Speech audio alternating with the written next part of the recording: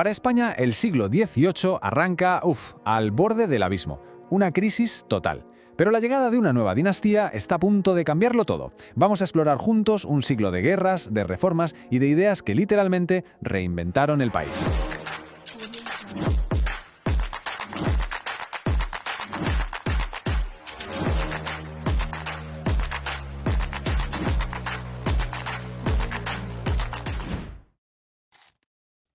Esa es la gran pregunta. La pregunta que hizo temblar los cimientos de toda Europa en el año 1700. Porque Carlos II, el último de los austras españoles, muere sin descendencia. ¿Y su testamento? Su testamento va a desatar una tormenta que definirá el futuro de todo el continente. Bien, nuestro recorrido va a tener 4 paradas principales. Primero, una guerra brutal por el trono. Después, veremos cómo se reconstruye el Estado con un modelo totalmente nuevo. Luego, analizaremos la nueva estrategia para jugar en el tablero europeo. Y para terminar, el momento cumbre de las reformas con un rey casi filósofo. Pues vamos al lío. Todo arranca con ese testamento de Carlos II. ¿A quién elige como heredero? Pues a Felipe de Anjou. Y ojo, que no es cualquiera, es el nieto del rey más poderoso de la época, Luis XIV de Francia. Claro, la idea de una superpotencia formada por Francia y España hizo saltar todas las alarmas en el resto de Europa. Y aquí tenemos a los dos protagonistas del drama. Por un lado, el candidato Borbón, Felipe, con el apoyo de Francia y de la Corona de Castilla. Y por el otro, el archiduque Carlos de Austria, de la Casa de Habsburgo, que tenía detrás a una gran alianza de países europeos, y muy importante dentro de España, a la Corona de Aragón, que se temía que los franceses impusieran su modelo centralista. Esto no era solo una pelea de familias, era un choque frontal entre dos maneras de entender el Estado. El resultado fue lo que hoy llamaríamos una auténtica guerra mundial. El conflicto se extendió por media Europa, pero es que para España la cosa fue todavía peor, porque se convirtió en una guerra civil terrible, devastadora. 12 años, 12 larguísimos años de lucha para decidir el nuevo equilibrio de poder. Finalmente, la guerra acaba con la paz de Utrecht. Pero, ¿a qué precio? Fijaos, la factura fue carísima. A Felipe V se le reconoce como rey, sí, pero a cambio, España pasa a ser una potencia de segunda. Pierde todas sus posesiones en Europa. Y, lo que es un golpe estratégico brutal, tiene que ceder a Gran Bretaña, Gibraltar y Menorca. O sea, le entregan las llaves del Mediterráneo. Por si fuera poco, los británicos consiguen ventajas para comerciar con América. Resumiendo, se salvó la corona, pero se pagó con un imperio. Vale, con la corona ya asegurada en la cabeza, Felipe V y la nueva dinastía Borbón se ponen manos a la obra. El objetivo era clarísimo, copiar el modelo de Estado que también les funcionaba en Francia, el absolutismo centralista. A ver, ¿y qué era eso de la centralización en la práctica? Pues básicamente desmontar por completo el modelo de los Austrias. Antes, España era como una unión de reinos y cada uno tenía sus propias leyes, sus instituciones, los famosos fueros. Los Borbones querían acabar con todo eso y crear un Estado único, con una sola ley para todos y una administración controlada totalmente desde Madrid. La herramienta que usaron para esto fueron los famosos decretos de nueva planta.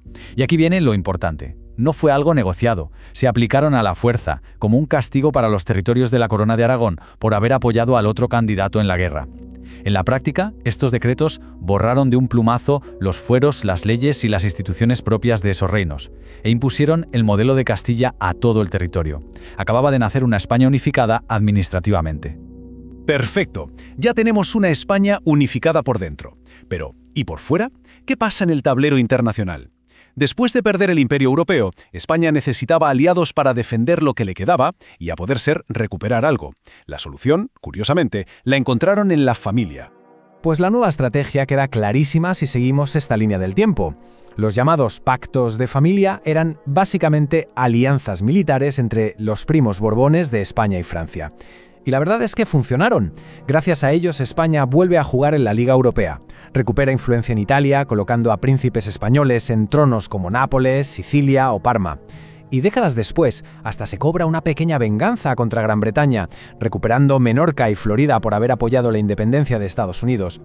Y todo este camino nos lleva al que muchos consideran la gran figura del siglo XVIII español, Carlos III. Un rey que no era ningún novato, que ya había gobernado en Nápoles y que llegó a España con la cabeza llena de las nuevas ideas de la Ilustración. Venía dispuesto a modernizar el país de arriba a abajo. Hay una frase que define a la perfección su forma de gobernar, lo que conocemos como despotismo ilustrado. Y es esta: todo para el pueblo, pero sin el pueblo. ¿Qué quiere decir? Pues vamos a hacer reformas para mejorar vuestra vida y hacer el reino más rico porque la razón nos lo dicta, pero las decisiones las tomamos nosotros, desde el trono, sin preguntaros. Era en toda regla una revolución desde arriba. Y vaya, sí hizo reformas. Este rey no paró. Creó el germen de lo que hoy es el Banco de España. Imaginaos.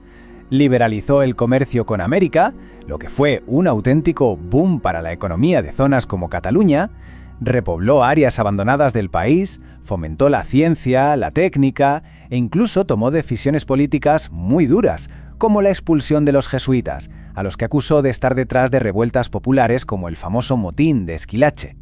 Claro, con tantas reformas y un poco más de paz y de prosperidad, ¿qué ocurrió? Pues que la gente empezó a vivir un poco mejor. Y eso se nota en la demografía. Mirad el dato. España pasa de unos 7 millones de habitantes a casi 11 millones en un solo siglo. 11 millones es un crecimiento brutal para la época. Una señal clarísima de que el país, por fin, se estaba recuperando. En resumen, el siglo XVIII fue para España como apretar el botón de reinicio. Se pasó de un imperio en caída libre a un Estado-nación centralizado y que intentaba modernizarse. Pero claro, todo este proyecto se hizo desde el poder absoluto. Y esto nos deja con una pregunta flotando en el aire, una pregunta cuyas consecuencias van a explotar en el siglo siguiente. ¿Se puede modernizar de verdad un país sin contar con su gente? ¿Funciona un cambio que se impone pero que no se comparte? La respuesta a esa pregunta no tardaría mucho en llegar.